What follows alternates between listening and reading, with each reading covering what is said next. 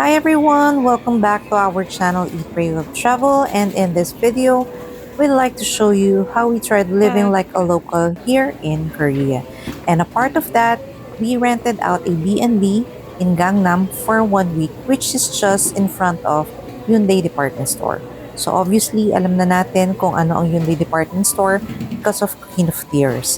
Anyways, sa Hyundai Department Store, sa lower ground floor, they have a very huge food court which makikita ninyo dito na ang dami-daming pagkain na available. Dine-in, take-out, or anything kung anong gusto ninyong kainin nandyan na ready to eat. And of course, merong malaking grocery. So as experiment, we tried buying sa grocery ng at least mga 3 to 5 days food to eat. Kumbaga, i-apply natin yung budgeting natin sa grocery dito sa Korea kung possible. But before that, please don't forget to like and subscribe to our channel, and of course, hit the notification bell to keep you updated. We are grocerying. Hi guys, we are here at the grocery dito sa Hyundai Department Store sa baba. Meron silang grocery at saka food court na sobrang daming pagkain na ang sasarap. So ngayon, dahil wala tayo itinerary masyado for the week, magta-try tayo magluto. And most especially for the Christmas Eve na food. Bili na ba natin pang Christmas Eve? Or hindi pa Hindi muna. Ano pala ngayon? Ano ba? 22? 22 na ngayon eh. 22 pa. Tinan niyo yung bell pepper. Sobrang mura. 3,000 lang. Yellow pa oh. Bilang di natin alam yung nakalagay, pero oh my gosh, 2.5 lang yung broccoli dito. Sobrang mura. Sobrang mura ng mga ano. So, bibili tayo na ingredients for adobo, menudo, and spaghetti. Sa lower ground floor, they have a very huge food court and a grocery. So as experiment, we tried buying grocery ng at least 3 to 5 days food to eat. Kumbaga, i-apply natin yung budgeting natin sa grocery dito sa Korea kung possible. Gusto ni Kambal ng lumpia. Try tayo ng lumpia. May wrapper kaya? Kano kaya?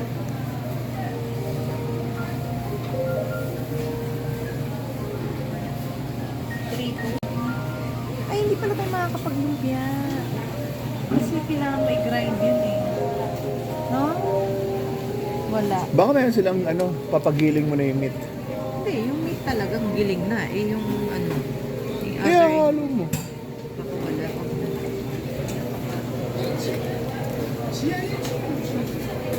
Ito, garlic. Okay na to. Garlic. And then, ang dami naman ng sibuyas nila.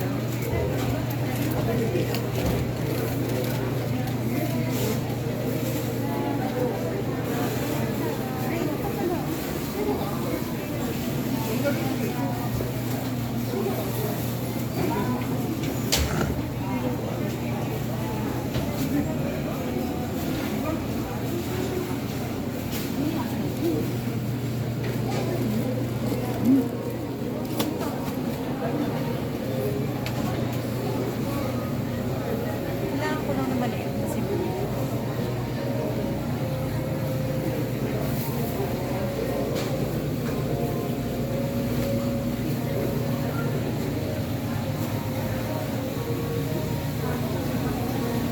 Grabe kaya. Dapat pala sinama natin si Kambal.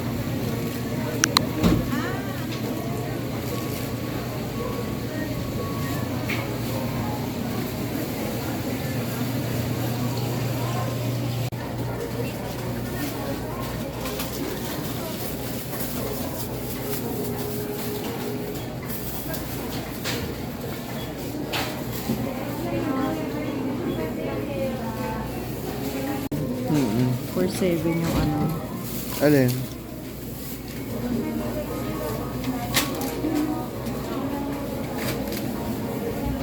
Ay, sabuyas. Laki yan eh. Ang dami mo malulutuin eh. Hindi naman. Mag-corn beef ka lang. Ibus na kaagad eh.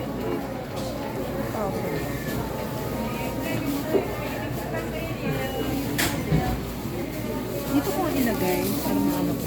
Okay, may bawang sibuyas na rin. Red pepper. What else? Kailangan ko na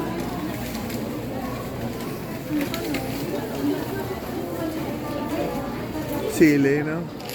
pwede mo gawin sa atin. Bawal ata. Hindi. Bawal lang.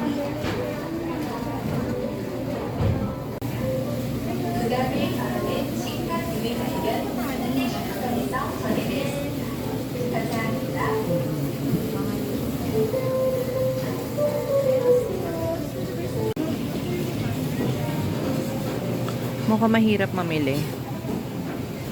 Because other ingredients are not available. Katulad ng... Mukhang wala, Han.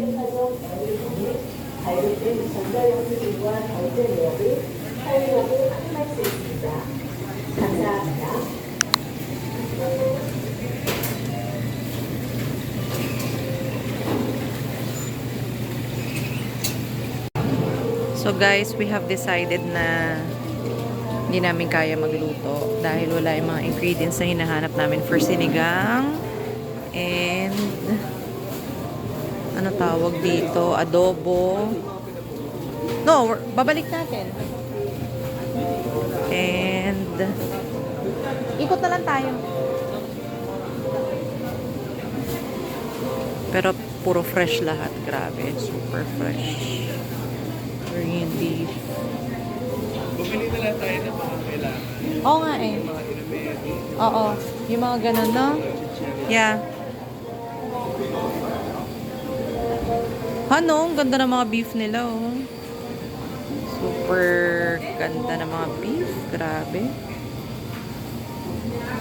No? So, we're gonna try to buy na lang mga pang breakfast.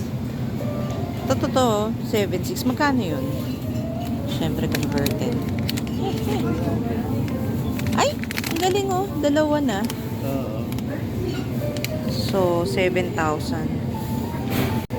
Ito guys, tingnan natin. Favorite to ng mga bata. Ano mga nugay-nugay nuggets. So, we're getting the barbecue. Sana barbecue to. Mukhang barbecue naman eh. Na.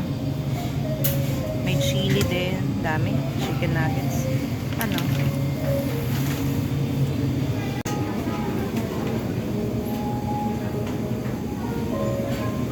Truffle mushroom mo. Mga pizza. Wala na oven. Yeah. So, lipat tayo dito sa kabila.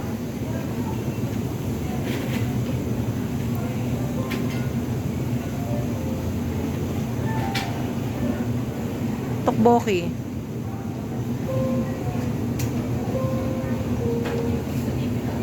Ito tokboki, oh. Niluluto ba to? Oh. This one, oh. 3 lang. Grabe, we can bring this sa bahay, ah. 3.8 lang.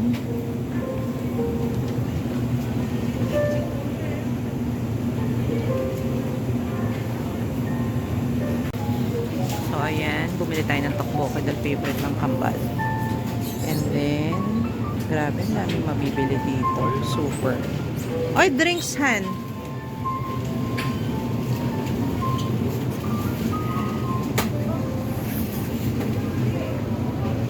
Sarap tumira dito, but not during winter. Sisipon na kami. So, nauwi sa dami ng pamibili. Ano? Dami. Dami nang nabili.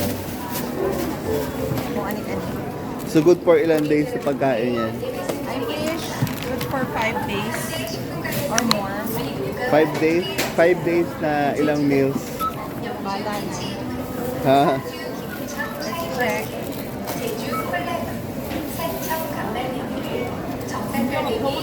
This is the challenge. Okay. Tingnan natin mamaya kung magkano. So, namili tayo yung kakaperanggot na uwi sa sobrang dami. Magkano na yung bill natin? 58. Okay. Magluluto tayo ng pork. Ay, sorry. Chicken adobo, beef steak, pesto, breakfast. Sana makatarungan. So, 136,740 ang ating bill sa pinamili natin. Babayad na.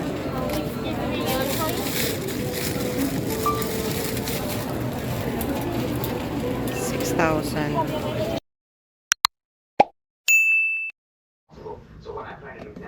Hi guys, so ito na yung mga pinamili natin kanina sa Hyundai Grocery. So, ang inabot ng bill natin ay 6,000 plus. So, gagawa tayo ng pesto. Okay? Penne. So, ito. Bumili tayo ng ingredients natin. And then, meron din sausage. Dalawa na to, buy one, take one. So, mura lang, parang 7,000 for breakfast.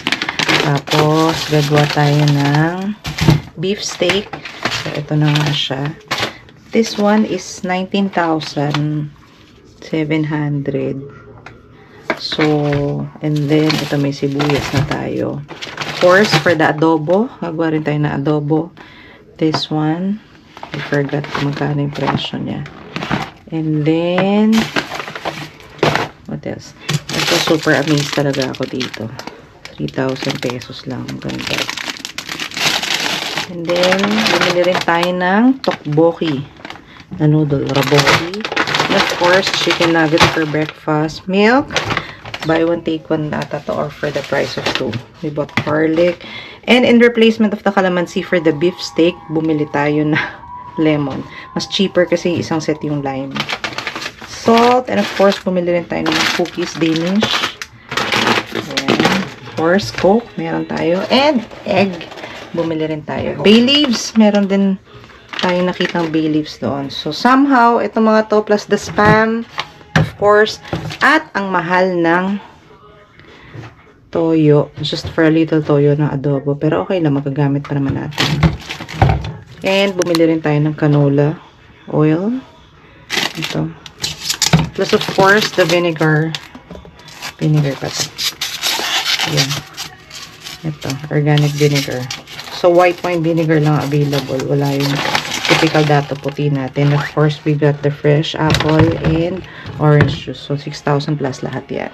We'll try to save for 3 days or so or more. Kasi minsan pag lumalabas, halos ang mahal-mahal ng per meal for 4. Hi guys! So, magluluto tayo ngayon. First, tingnan muna natin kung ano. Ito na ang available nila. White vinegar. White wine vinegar na ayaw mabusan. Ayun. Okay. And then, ito yung kanilang toyo. Maluto na tayo. Ang adobs. Of course. Lalagyan natin ng garlic, toyo, and some. Okay.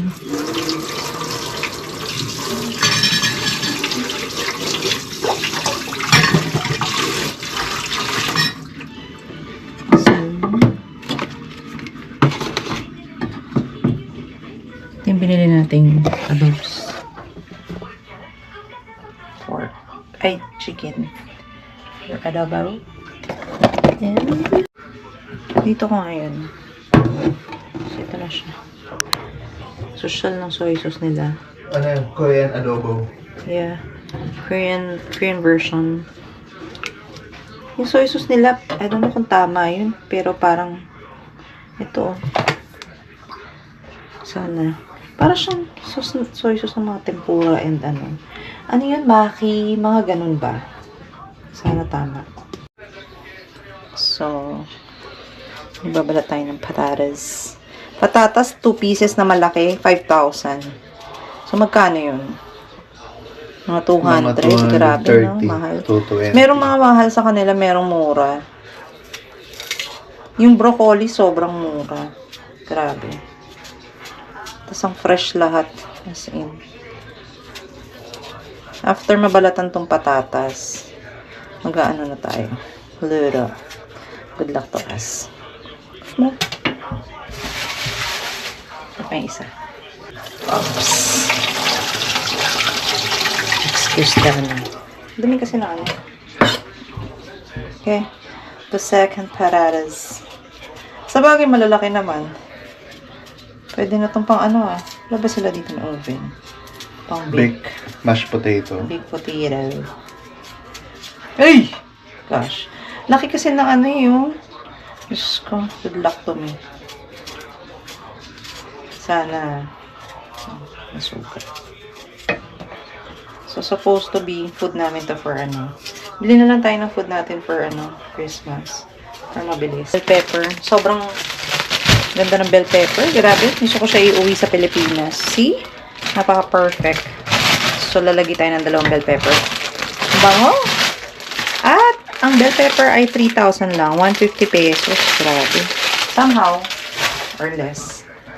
Diba? Sobrang ganda ng bell pepper. Okay? So, yung mga potatoes. We're gonna place it there. And, yeesh. Okay. Potatoes. And then, okay. Okay, and then, ito naman.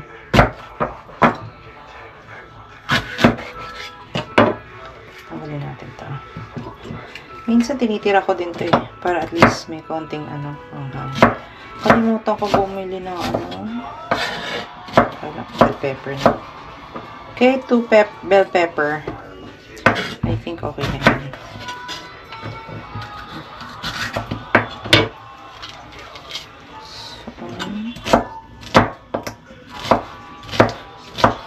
Okay. And we're gonna cook the adobo na. Okay. Okay na. Okay. Yung lid ba nito? Di angat. Ah, nice saucy. Ba't kaya ang ganda-ganda ng mga ano nila? And, Packaging. yeah. Oh, you're just gonna remove the ano. So, magluluto na tayo. Nasaan na ba yun? 10. Ano kaya yun? Yung 10. Wala pa silang ano? Tong. Ayun pa. Uy! A minute. Fairness. First, we're gonna put the potato. Gosh. This is some luto. Some oil.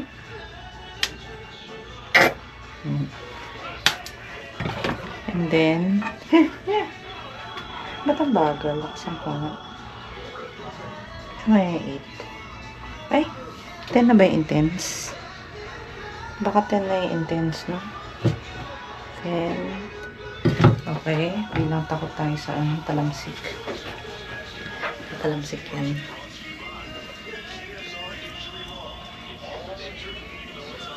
Hindi pa mainit.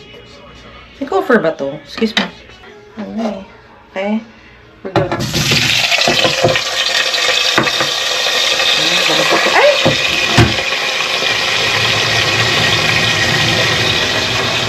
And there's a good. Ang ganda ng mga comment mo. Very ano. Okay. Informative. Yung pagluluto ng adobo, ang una ko nilalagay is the potatoes. Okay, ni Mashi.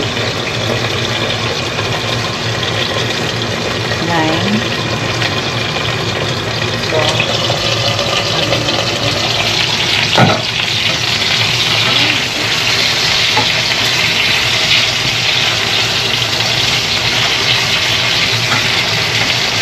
Pagbukas natin.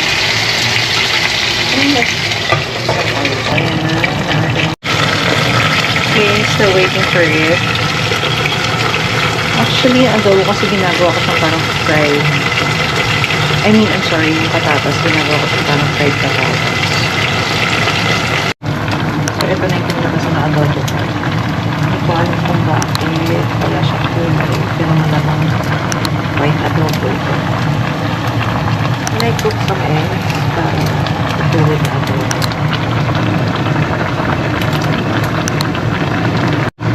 So here's my finished product. The adobo.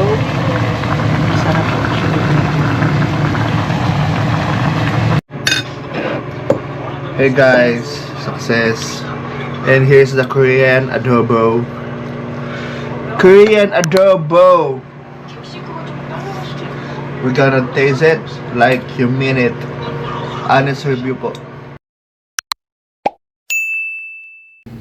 Cooking breakfast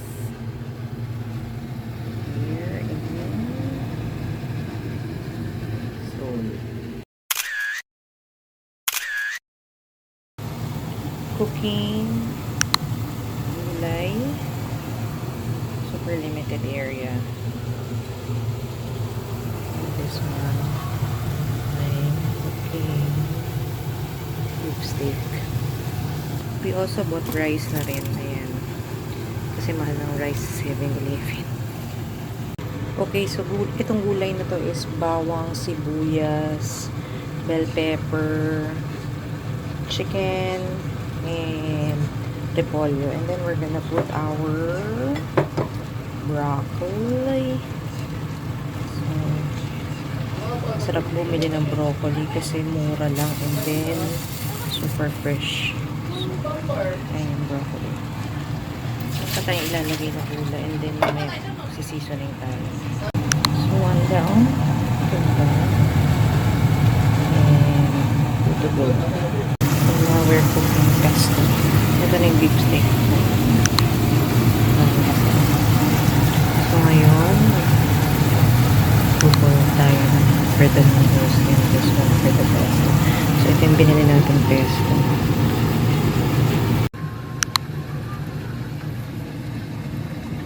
Here's my pesto. Okay. Apat yung naluto ko na yan. I'm so proud of myself. At yung kanin, care of Francis.